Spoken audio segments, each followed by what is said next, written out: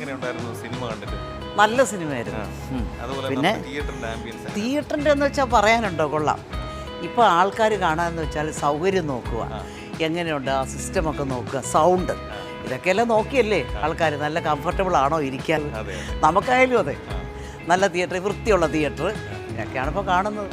ഞാനിപ്പോൾ നിൽക്കുന്നത് Ras al കൈമയിലുള്ള Cinemax അൽ name മാളിലാണ്.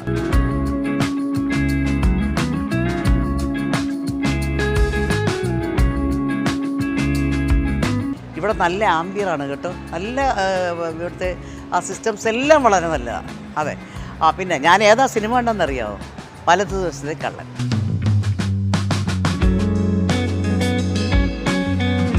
ഏതായാലും സിനിമ കണ്ടു, സന്തോഷമായി.